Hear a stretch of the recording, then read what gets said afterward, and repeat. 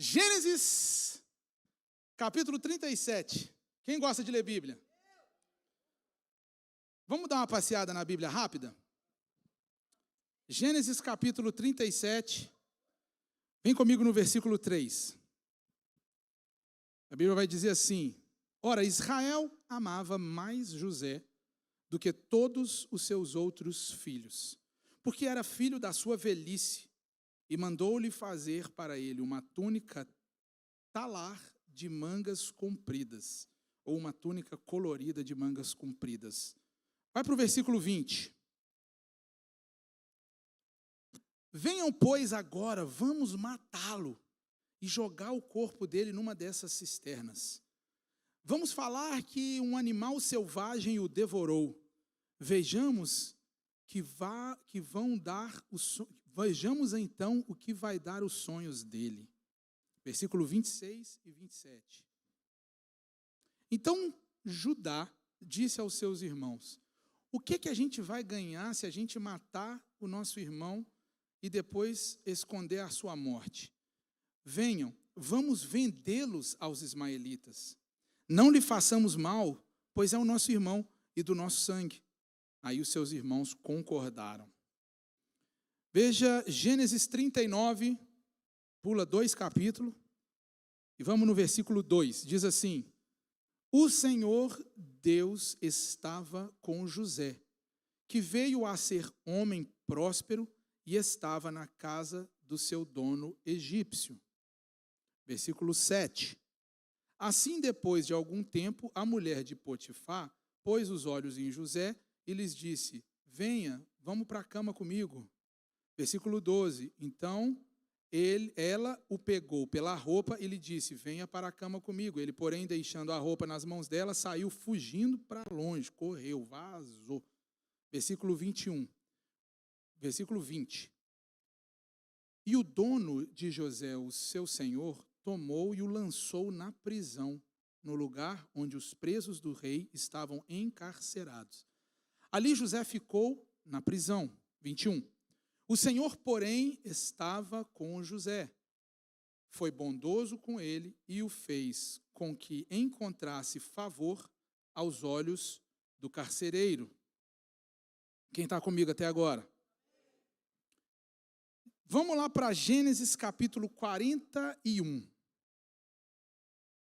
Falei que a gente ia dar uma passeadinha, né? 37 e 38. O conselho agradou a Faraó e a todos os seus oficiais. Então Faraó perguntou aos seus oficiais: será que poderíamos achar alguém melhor do que José? Um homem em quem está o Espírito de Deus. Versículos 51 e 52 diz assim: ao primogênito, José chamou o nome dele de Manassés, pois disse: Deus me fez esquecer todo o meu trabalho e toda a casa de meu pai. 52. O segundo deu o nome de Efraim, pois disse: Deus me fez próspero na terra da minha aflição. Acho que eu vou ler de novo essa última frase, só para ver se vocês estão comigo mesmo. Deus me fez próspero na terra da minha aflição. Aleluia. Falo com vocês hoje sobre superando os ataques do avanço.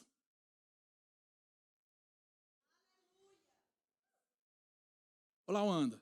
Dá glória, pelo menos você. Ajuda. Falo com vocês hoje sobre superando os ataques do avanço. Pronto, agora a Lawanda chegou no culto. Aleluia. Irmãos, José, um homem de uma história bem conhecida. Quantos conhecem a história de José aqui? Deixa eu ver. Quantos já ouviram falar em José? Quem não levantou a mão é porque não conhece ou porque está com preguiça de levantar a mão? Tá, então acho que todo mundo aqui já ouviu em algum momento a história de José. José é um homem de uma história conhecida tanto no meio cristão quanto no meio secular, principalmente por ser um dos tipos de Cristo mais próximos da pessoa de Jesus. Quem sabe o que é um tipo de Cristo? Um tipo de Cristo, a Bíblia, quando nós olhamos para toda a história bíblica, desde o Velho Testamento até o Novo Testamento, Cristo, quando ele aparece como o Senhor Jesus, nós encontramos vários tipos de Cristo, tipografias ou tipos que refletem quem Jesus seria. A história de José, ela é muito similar à história de Cristo. Só que José viveu alguns milênios de anos antes de Jesus nascer. Só que ele já representava quem Cristo seria. A história é de ricos acontecimentos em várias etapas da sua vida, que nos levam a uma profunda meditação sobre as nossas vidas atuais.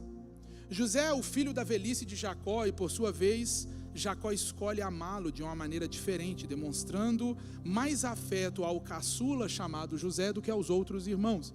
Quando José nasce na velhice de Jacó, Jacó se alegra muito por um filho que veio da sua amada esposa, que ele tanto amava, só que infelizmente ele vai perder a sua esposa depois de Benjamim, e José agora se torna alguém muito especial para Jacó.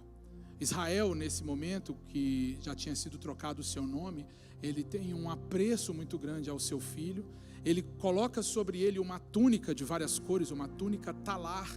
Ele coloca ele já em uma posição dentro de casa de governador, sem que ele soubesse quem José se tornaria.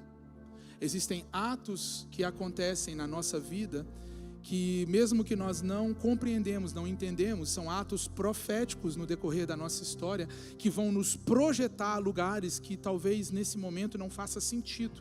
Não faria sentido para um menino tão novo receber uma túnica talar, uma vestimenta que o destacava dentre os seus irmãos, que todos eram mais velhos. A Bíblia vai dizer também que o trabalho de José na casa de seu pai era ir até os seus irmãos e retornar com as informações de como eles estavam se procedendo nos negócios da família. Muitos olham para esse cenário como se José fosse um menino fofoqueiro, que ia lá, via o que os irmãos estavam fazendo e trazia para contar para o seu pai. Não.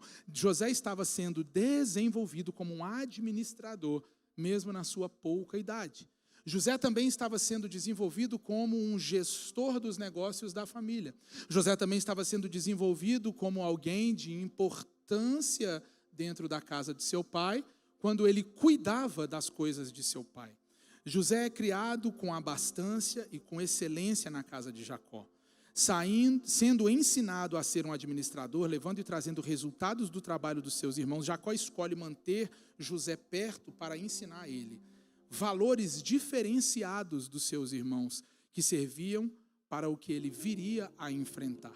A vida de José é um processo. A vida de José, ela conta toda uma maturação de um menino que segue em um avanço para viver o extraordinário, o sobrenatural, porque ele, de fato, ir da onde ele foi até onde ele chegou, em pouquíssimo tempo, algumas dezenas de anos, ele passa por um processo de maturação, superando todos os ataques do avanço.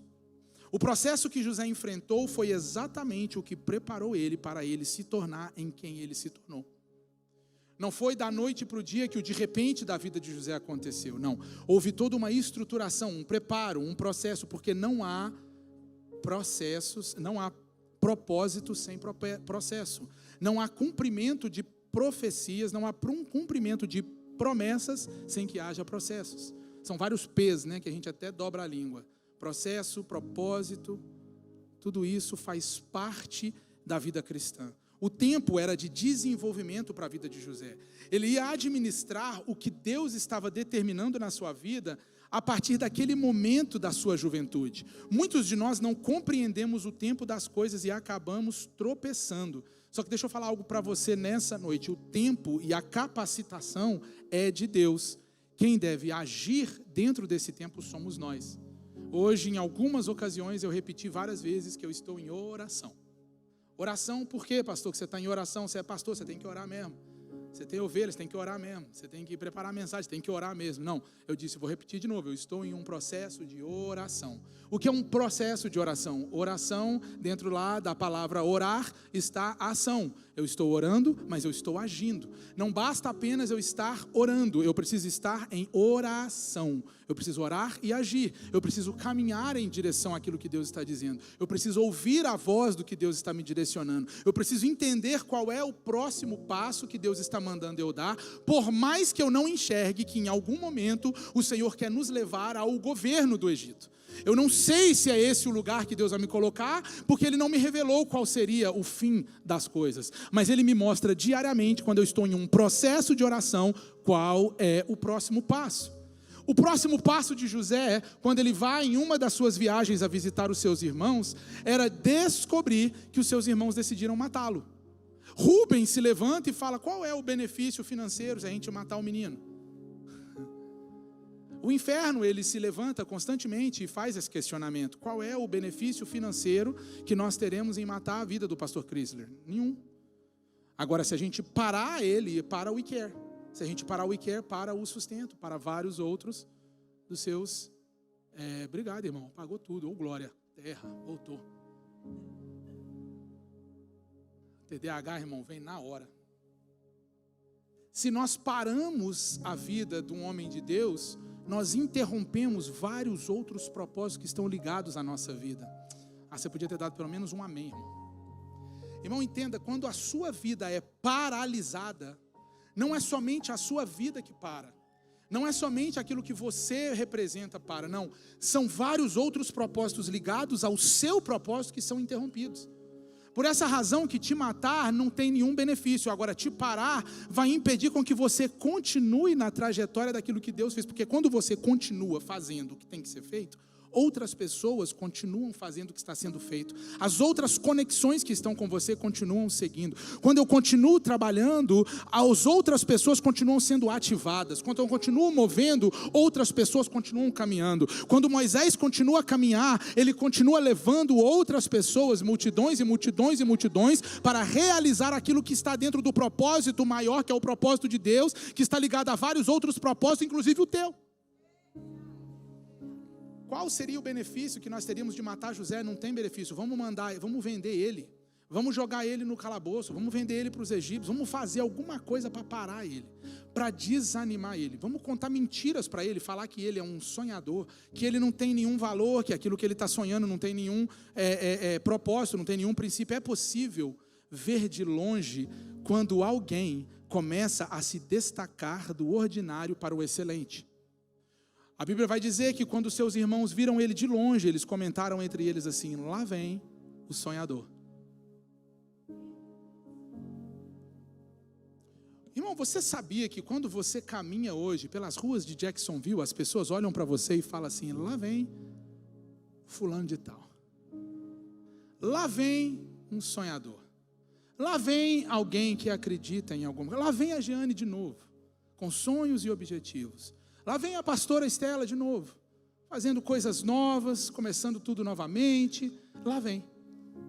Porque as pessoas não conseguem entender que no processo do avanço você adquire resultados que incomodam o inferno. José estava apenas vivendo o momento de desenvolvimento para algo que ele mesmo não podia compreender. E isso causou grandes transtornos no coração dos que acompanhavam ele a vida toda. Normalmente, o que Deus faz para te colocar na posição de viver o propósito é te tirar do lugar que está te abafando. Irmão, pode pregar ou não? Quer que eu pare? Porque eu estou com vontade de falar tudo hoje, irmão. Versículo 19 do capítulo 37.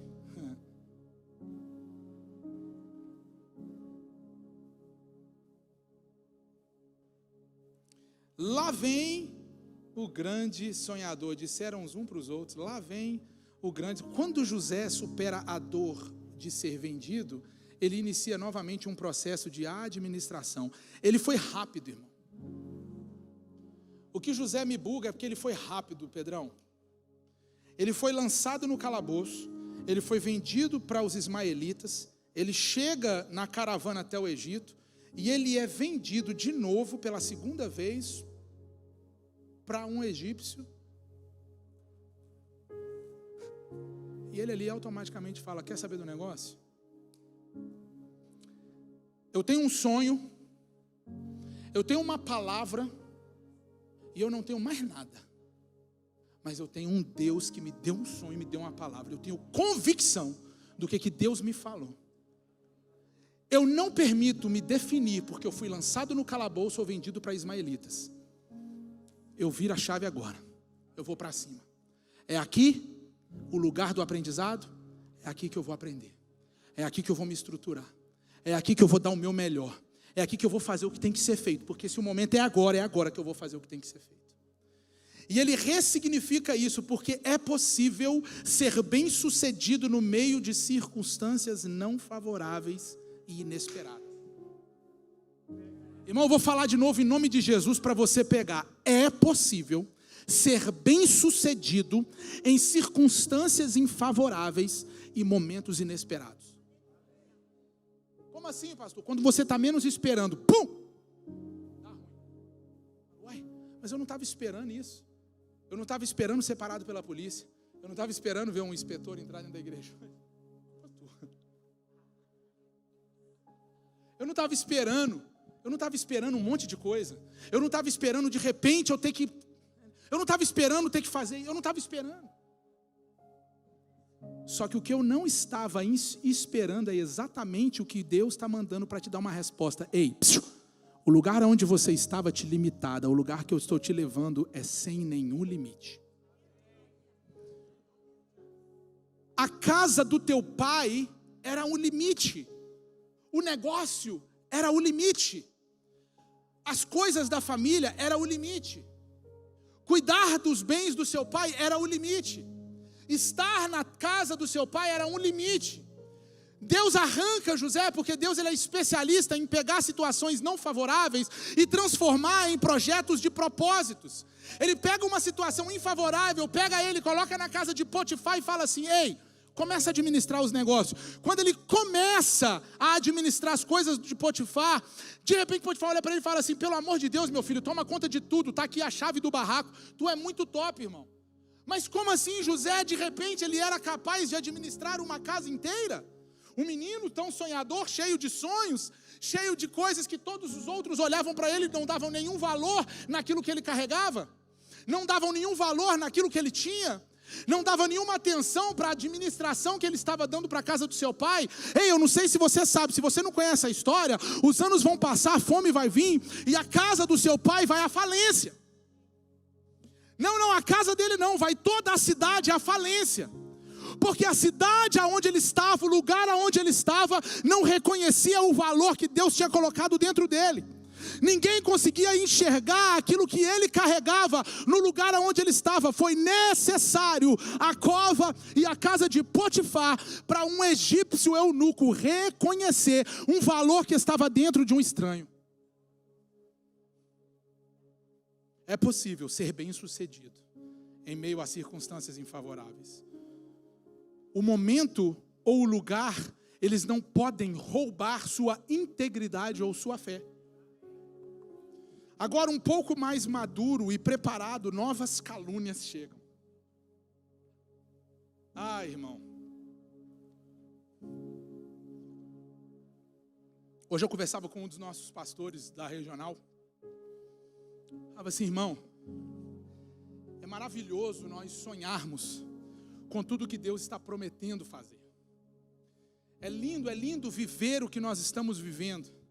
Na era que nós estamos vivendo. Qual era que nós estamos vivendo? Nós estamos vivendo a era do último avivamento, irmão. Eu não tenho dúvida disso. Eu não sou profeta apocalíptico, mas eu tenho certeza que nós estamos vivendo uma época de um último avivamento na terra. Nós somos parte de algo que foge do controle humano, que foge do controle natural das coisas. Nós estamos todos os dias, já estamos nos acostumando a viver sobrenatural no natural, natural no sobrenatural. E isso é bom, ao mesmo tempo é ruim, porque nós estamos começando a ficar acostumados com milagre. Nós estamos começando a ficar acostumados com maravilha. A gente não consegue observar que o ambiente está diferente, que está mudando. A gente até comenta de vez em quando, está diferente, está estranho.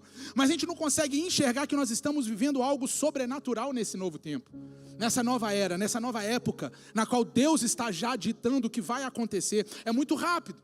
Não sei se você sabe, nós já estamos quase nas vésperas do Natal de novo, já é fevereiro.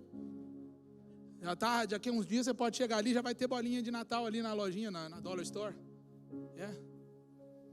Agora ele está um pouco mais maduro, ele está um pouco mais experimentado. Isso prova que as fortalezas que ele adquiriu foram devido aos momentos de desafio que ele viveu. Porque são os desafios que nos forjam, que preparam as plataformas para que nós possamos desenvolver naquilo que nós somos. Lutas e provas aparecem para fortalecer o caráter de José e o transformar em um grande homem. O 39:7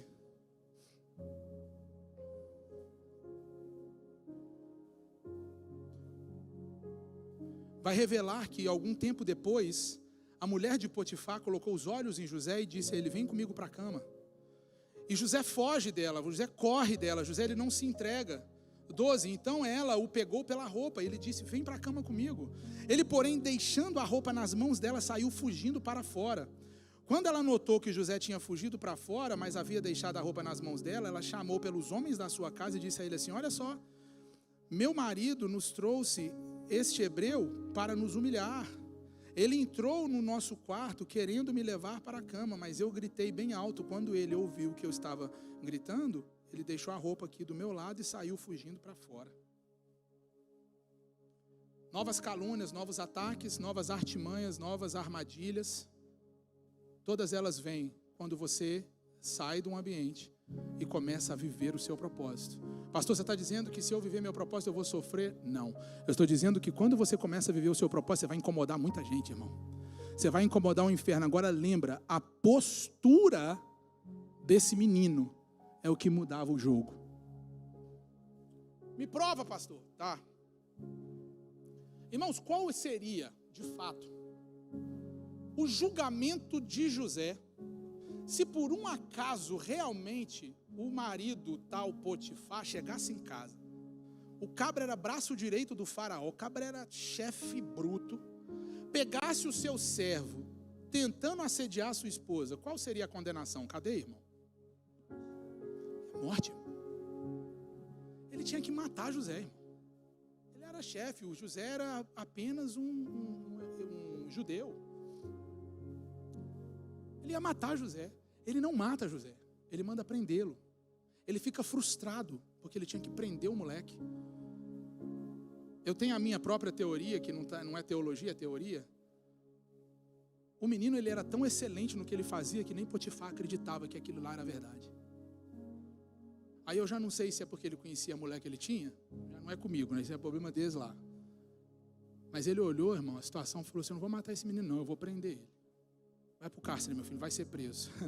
O processo ele não termina nas primeiras conquistas. Essas são apenas os inícios. Eu sempre digo que a celebração das pequenas vitórias, elas são necessárias para que a gente possa reconhecer o que Deus está fazendo todos os dias. Por que eu não estou percebendo muitas mudanças? Porque eu estou celebrando pouco. Eu começo a perder a percepção do que Deus está fazendo quando eu paro de celebrar. Quando eu entro no automático e começo só a colher e não celebro. Eu posso colher o tanto que for, se eu não comer do fruto que eu colhi, ele vai apodrecer. Pastor, você está falando para mim tirar férias no primeiro trampo que eu peguei depois de uma crise? De jeito nenhum, pelo amor de Deus, guarda seu dinheiro, não está na hora não, mas começa a celebrar. Como que eu celebro? Vou tirar umas férias? Não, você não precisa tirar férias para celebrar, você pode parar, sentar com a sua família, adorar, glorificar e bendizer o nome de Jesus. Nós chegamos aqui no dia do mutirão, nós entramos dentro da nossa cozinha, estava tudo limpinho, tudo organizado, a irmã Maria falou assim: pastor, nós vamos orar, como a gente ora no mutirão, a gente sempre faz o nosso mutirão, vamos orar, mas vamos orar lá na cozinha. E nós sentamos naquela mesa, e sabe o que nós fizemos? Além de apenas orar, irmão, nós gritamos, nós berramos, nós batemos na mesa, nós pulamos, nós saltamos, nós celebramos, porque foi uma vitória. Ah, mas é só uma cozinha.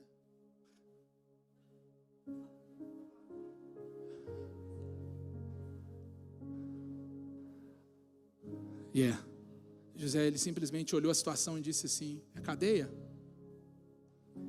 Vou chorar, né? Vou ficar sofrendo aqui agora na cadeia. Vou ficar lambendo as minhas feridas. Tudo acabou. Não. Qual era a diferença da posição do menino? Ele entra na cadeia procurando: o que eu preciso fazer aqui? Por que eu estou aqui? eu sou um administrador. Eu tenho um sonho de governo. Eu tenho um sonho de liderança. Eu tenho uma palavra sobre a minha vida. Se eu estou aqui, é porque algo eu preciso realizar. Algo eu preciso fazer. O que está dentro de mim é maior do que essa cadeia. O que está dentro de mim é maior do que essa prisão. O que está dentro de mim é uma palavra que vai além disso aqui. Eu preciso entender. E quando ele chega lá, ele encontra 2 servos do faraó. Ele olha para aqueles 2 e fala: o que vocês estão fazendo aqui? Não, eu era o copeiro, mor, e eu era o padeiro, eu era. Ele fala: eu não era ninguém não, eu era só um servo ali do Potifar, mas eu estou aqui, fala para mim, conta a sua história para mim. Não, a minha história é essa e aquela outra. Então vamos dormir que amanhã a gente tem de novo. Vamos conversar, vamos bater um papo. Olha, eu tive um sonho. Opa, teve o quê? Um sonho? Opa, eu interpreto sonho. Fala o sonho para mim, conta para mim teu sonho. Vai. Não, deixa eu te falar um negócio. Vai lá, pode ir lá. Irmão, pega isso aqui em nome de Jesus. Pastor, o que vale todo o processo de José até que ele chegasse no Egito? De que valeu todo esse processo dele passar na cadeia? Irmãos, eu começo a pensar e meditar falando assim, cara, como é que José sai da casa do pai dele como um israelita, ali como um judeu, vai para a casa de Potifar, ele fica ali algum tempo.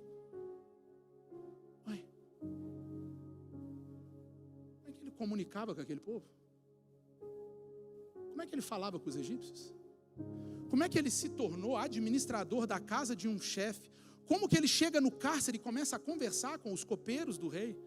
Como que ele consegue falar com o cabra lá da entrada e falar: mano, aqui, deixa eu te falar, deixa comigo, dá a chave aqui, eu resolvo esse bagulho. Não, mas você é prisioneiro. Não, eu sou prisioneiro, eu vou ficar aqui, eu vou cuidar dos presos. Não, mas não, deixa comigo, eu vou ajeitar aqui, esses presos estão muito bagunçados, tira esses meninos daqui, põe eles para ali, vem cá, esse cara, bota para cá, aqui, ó, tem menino no jeito de... Não, tira ali, põe, pá. Irmãos, dentro do processo dele, ele não somente aprendeu, a Bíblia vai dizer que ele aprendeu toda a ciência do Egito. Havia uma necessidade para ele aprender tudo o que ele tinha que aprender durante todo o processo dele, para que um dia ele chegasse diante de Faraó, apto a comunicar aquilo que Deus estava revelando. Então ele revelou os sonhos de 2 caboclos lá na cadeia para nada. Não, era uma prática. Ele estava praticando aquilo que ele viveria lá na frente. Fala mais, pastor. Sim, ele estava praticando. Ele praticou na casa do pai a administração. Ele praticou na cadeia, ele praticou. Ele praticou na casa de Potifar, ele praticou porque a Bíblia vai dizer que todo aquele que ouve a minha palavra e... Faz o quê, irmão? O processo é prática. Então me fala mais, pastor, que eu não estou entendendo. Então deixa eu te clarear, deixa eu pintar o quadro para você. O que eu estou passando hoje que está me ensinando para amanhã? O que eu estou vivendo agora, praticando agora, para que eu possa realizar amanhã? Porque José não sabia que a prática era para ele administrar o governo. E alguém disse para mim assim: a luta está dura, está difícil, eu estou querendo chutar o pau da barraca. Eu falei: irmão, olha bem, presta bem atenção, porque quando o pau está torando desse jeito, é porque o projeto que Deus tem é preparado pela estrutura que está sendo criada agora. Não chuta o pau da barraca não, irmão, presta atenção o que tu está passando, porque o que você passa hoje, de duro pesado, é aquilo que está te estruturando para viver o leve de Deus. É possível se tornar grande, mesmo quando humilhado ao menor escalão. José, ele não perde o foco do seu chamado em meio a nenhuma circunstância. Isso é o que nós chamamos de fé inabalável. O versículo 21 vai dizer: o Senhor, porém, estava com José, foi bondoso com ele e fez com que ele encontrasse favor aos olhos do carcereiro. Ele se torna o carcereiro mor. Eu tenho uma mensagem que fala sobre a palavra mor, M-O-R. Depois eu prego ela para você outro dia, senão eu vou entrar nela aqui e a gente fica até meia-noite. Quem está comigo até às 11h30? Agora, em uma nova etapa na vida de um novo homem, aparece a oportunidade de se destacar. Já não mais um jovem sem sabedoria ou inexperiente, mas um homem marcado pelas experiências de uma longa caminhada. Irmãos, a ocasião, ela é preparada por Deus para que nos mostre qual será o nosso futuro. Como assim? A ocasião, ela está gritando o nosso futuro. O momento, ele está apontando para o nosso futuro. A vida de José apontava para a vida de Cristo, irmãos. A vida de José, a vivência dele, o processo dele apontava para um governo, apontava apontava para uma nação.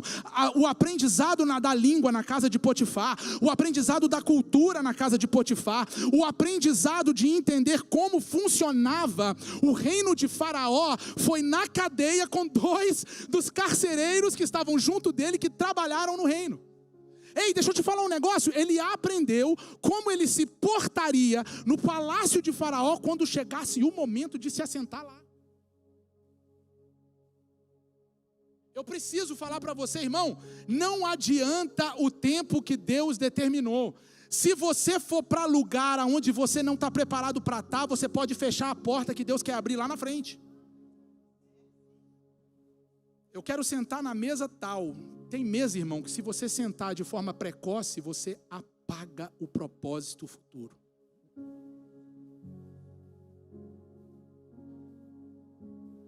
Por isso que eu penso muito quando dizem assim, tem mesas, Aline, que eu pago e acesso. Legal, paga, acessa. Pode ser que a mesa que você pagou para acessar é a mesa que vai te destruir. Existem sonhos que, se eles forem realizados antes do tempo, se tornam pesadelos. Irmão, acho que eu estou pregando pouco hoje, eu vou pregar mais. Irmão, a ocasião preparada por Deus não mostrava o que seria o futuro. A intenção e objetivo de José eram apenas ser lembrado. Deus tinha planos maiores. Ele fala para um dos carcereiros, olha aqui, eu te revelei o manto, irmão. Eu te mostrei qual que era a revelation illumination do seu sonho. Você precisa entender que a revelation illumination, você vai levar lá para o faraó e esse cara vai te livrar da cadeia. Mas e eu? O outro falou assim, você vai morrer, meu filho, fica tranquilo, você vai partir. Você não, você vai sair daqui, você vai chegar em algum lugar. Mas quando você chegar lá nesse lugar que você está indo, lembra de mim. Sabe o que aconteceu?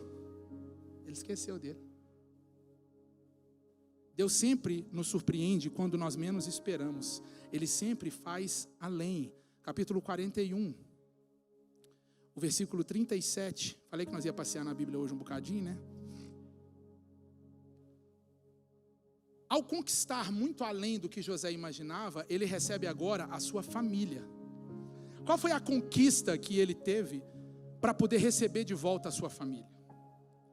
A conquista veio após uma trajetória de estruturamento, de preparo, de aprendizado, de ensinos profundos registrados na alma, aonde ele sai do cárcere agora convidado, chamado.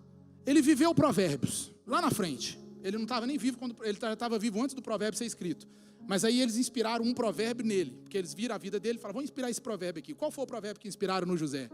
Não sente à frente para que você não seja convidado a sentar lá atrás. Espera lá atrás ser convidado para sentar na frente. Porque se você sentar na frente e for convidado para sentar lá atrás, você vai passar vergonha.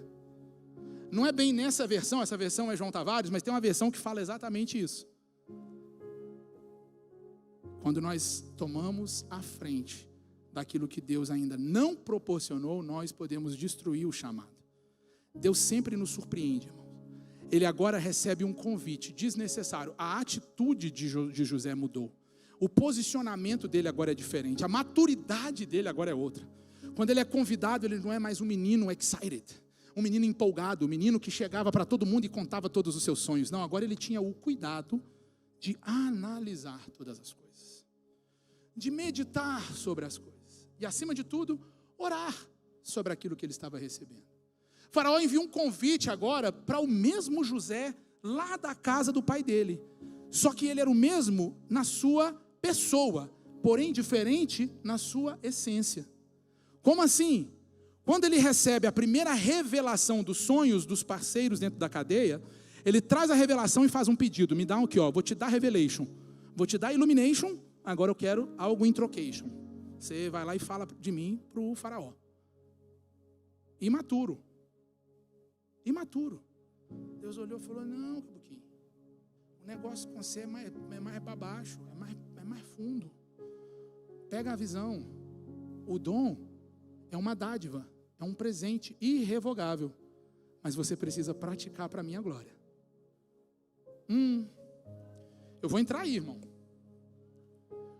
O dom é uma dádiva irrevogável. Deus não é homem que minta, nem filho do homem para que se arrependa. O que ele dá, ele não toma, ele não tira. Mas o dom dado, o dom é cobrado. O talento lhe entregue, se ele for enterrado, até o que tu não tem vai ser tirado. Depois eu te explico teologicamente. Agora, os 5 talentos, multiplica para 10. Os 10 multiplica para 20. Multiplique aquilo que Deus lhe deu. Como? Usa. Faça. Como? Para a honra e glória do Senhor. Mas rapaz, tu cantou bonito hoje, hein? Glória a Deus. Mas rapaz, você fez um falsete hoje fora do tom que foi top. Tipo eu ali no canto, ali, sem ouvir. Glória a Deus. Rapaz, mas tu tocou um teclado hoje, hein? Bicho. Glória a Deus. Porque quando eu entendo que aquilo que eu tenho é dele, para ele e por ele, aí eu começo a demonstrar maturidade naquilo que ele está preparando para fazer com que eu venha viver. Ele não brincava com essas coisas. Ele entendia. Quando ele recebe o convite, a atitude muda. Ao conquistar muito além do que José imaginava, ele recebe agora a sua família e através de seus filhos, ele declara as verdades incontestáveis de que estavam com ele desde a sua adolescência. Ei, José é chamado. Ele chega diante de Faraó, você conhece a história, ele para diante de Faraó, fala: ei, irmão, bom? Ele era mineiro, né? Ele fala: bom? Faraó fala para ele assim: irmão, eu chamei gente com força aqui desse Egito. Gente sábia, gente entendida, gente de conhecimento, gente intelectual do alto escalão. E ninguém conseguiu revelar esse xerebecanto que eu sonhei. Mas me falaram, um cara que estava contigo na cadeia alguns anos atrás, falou que você estava lá e que você tinha um negócio aí que você revela sonho. Eu vou te contar e você me revela. Beleza, conta aí. E ele vai descrever todo o sonho. José vai olhar para ele e falar assim: eita, é esquisito, hein? Pesado, é forte. Falou igual o pastor Valdir, é forte. Só o negócio é o seguinte, 7 anos de abundância, 7 anos de escassez, guarda, faz, tarará. Só que a atitude dele foi madura. E a madura atitude de um homem posicionado abre portas aonde o impossível não é visto.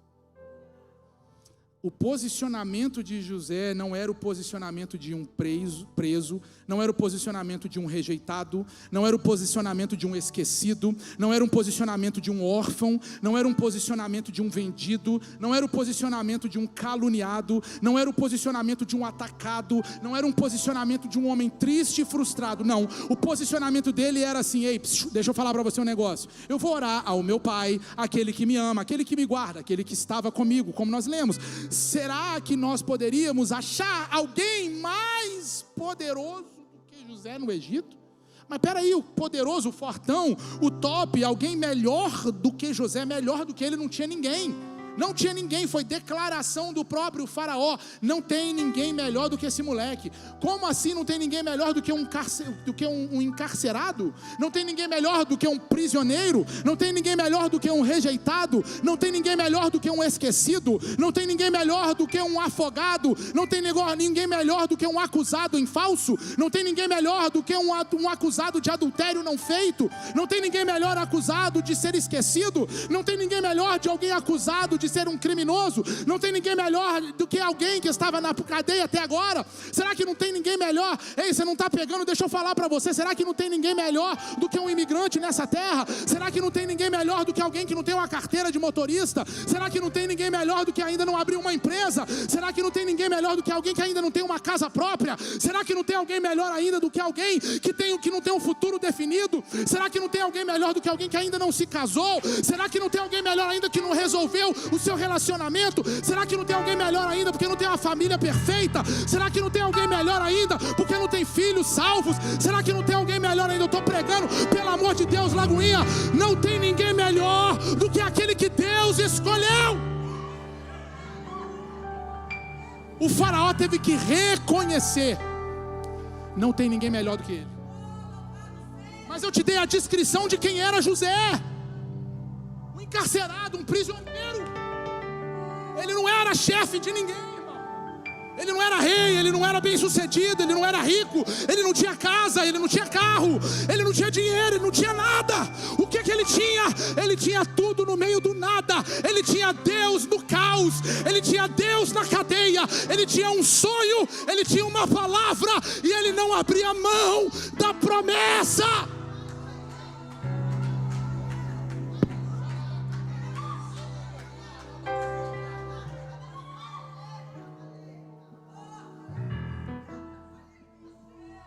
Você vai ter várias oportunidades para abrir mão do teu propósito, várias oportunidades para desistir, mas se você seguir o conselho desse maior tipo de Cristo, é aquele que desceu do céu, olhou para a humanidade que o rejeitou. A Bíblia vai dizer: eu vim para os que estavam perdidos, mas os que estavam perdidos me rejeitaram. Então sabe o que eu fiz? Eu salvei aqueles que precisavam, para através deles salvar os outros.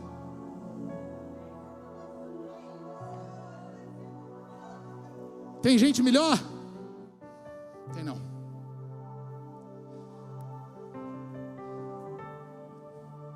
Eu vou encerrar com vocês aqui nessa noite aqui.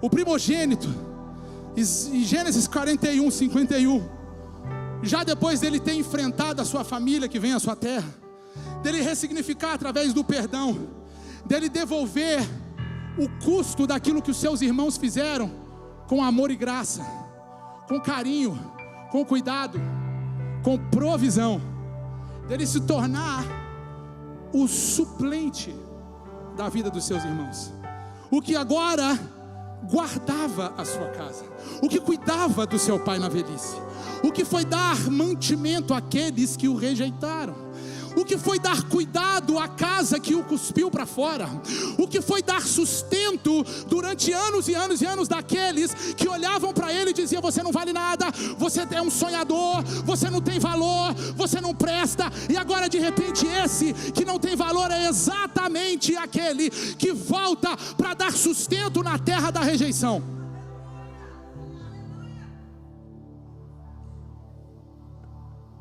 E os seus filhos nascem. E ele vai chamar o primeiro de Manassés. 41, 51. Ao primogênito José o chamou Manassés, porque Deus me fez esquecer todo o meu trabalho e a toda a casa do meu pai. Espera aí. Manassés nasce. Ele olha para a nação como governador do Egito, como um administrador insano, irmão. Um cabra que resolveu o problema do mundo na sua época, do mundo. A economia do reino desceu, o download que ele fez da administração celeste, ele aplicou. Falou: ó, pega comigo. Esse cara, ele olha para toda a nação, ele olha para todos os seus filhos, ele olha para tudo que aconteceu e fala assim: ei, Manassés, porque Deus o ajudou a passar o tempo se esquecendo de todo o sofrimento e de sua trajetória, para ele poder desfrutar na casa do Pai. O motivo em que ele foi, ou a motivação, ou a razão que ele foi capaz de olhar para o pai, olhar para os irmãos que o rejeitaram, o venderam e tentaram matá-lo, e perdoou, é porque ele olhou para eles e falou assim: ó, enquanto o inferno se levantou com um projeto e um plano de me destruir, é exatamente nesse cenário que Deus decidiu usar como plataforma para que eu pudesse ser exaltado acima de todos aqueles que um dia me pisaram. Mas que glória! Aí eu lembrei da música, né, que a gente viu. Mas a prova não te ajudou. Porque aquilo que você carrega, a sua prosperidade, o seu desenvolvimento, as bênçãos que você carrega, aquilo que você tem, aquilo que você se torna, aquilo que você faz, é poderoso para ministrar na vida daqueles que não entenderam os seus chamados e propósitos. Quando eu entendo que Deus no processo, Ele tem o poder de fazer Manassés ser gerado. O que significa isso, pastor? Ei, eu profetizo o esquecimento da dor e a lembrança daquilo que te traz esperança. José olhou para Manassés e falou: ei, Deus me fez esquecer da dor, Deus me fez esquecer do processo doloroso, Deus me fez esquecer da rejeição para me colocar adiante do meu propósito. Eu hoje sou governador porque eu me esqueci da dor e eu foquei no propósito de Deus. O segundo, os traumas e os sofrimentos, eles não são maiores do que as conquistas e vitórias. Efraim, versículo 52 do 41. Ao segundo, ele deu o nome de Efraim, porque ele disse: Deus me fez próspero na terra da aflição. Porque segundo Efraim, irmãos, toda a prosperidade financeira, espiritual, moral, mudança de caráter, amadurecimento, desenvolvimento, desempenho e todas as conquistas vieram em meio às aflições na vida de José. E ele declara através de Efraim que tudo valeu a pena, tudo valeu a pena, a dor valeu a pena, o esquecimento valeu a pena, o processo valeu a pena. Por quê? Porque o processo me projetou ao meu propósito, o processo me colocou dentro do meu propósito, e o propósito me colocou nas mãos de Deus. Ele declara através de Efraim: tudo valeu a pena, porque na terra da aflição eu me tornei a minha melhor versão. Come on, fica de pé no seu lugar em nome de Jesus. O foco da vida de José nunca esteve nas aflições, e sim no que elas estavam proporcionando para a vida dele. Nunca foi sobre os que o lançaram na cova, nem sobre as inúmeras calúnias que se levantaram contra ele no seu processo, não. Tampouco sobre os que esqueceram dele no momento que ele os serviu ao longo e adiante do seu esquecimento, não. Sempre foi sobre as decisões que ele tomaria mediante as aflições, o posicionamento dele no meio das aflições, a postura que ele decidia tomar no meio das aflições.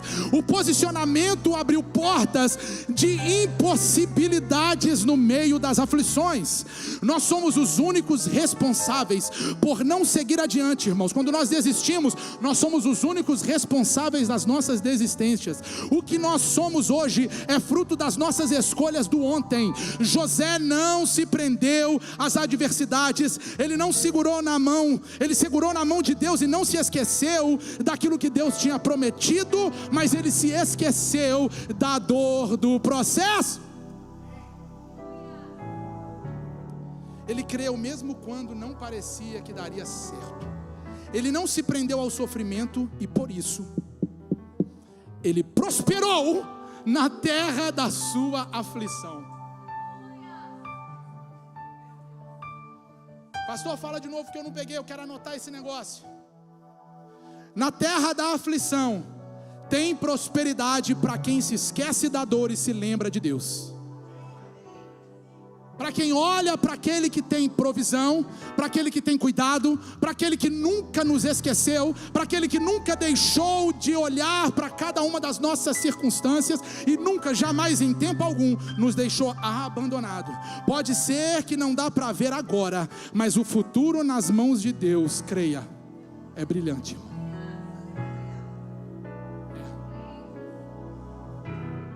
Feche os seus olhos nessa noite. Vamos adorar o nome de Jesus. Enquanto nós adoramos, obrigado, Pedro. Eu quero que você reflita sobre aonde eu estou agora. Qual é o processo que eu estou olhando e temendo? Qual é o medo que eu tenho dentro de mim nessa noite que está me impedindo de vivenciar o sobrenatural? Ei, em nome de Jesus. Enquanto nós estamos adorando, eu quero que você reflita sobre isso nessa noite. Olhe para a terra da aflição e vem comigo nessa adoração, louvando o nome de Jesus, porque nós não temos que temer o processo, Precisamos compreender que Deus tem sobrenatural liberado para o mundo natural.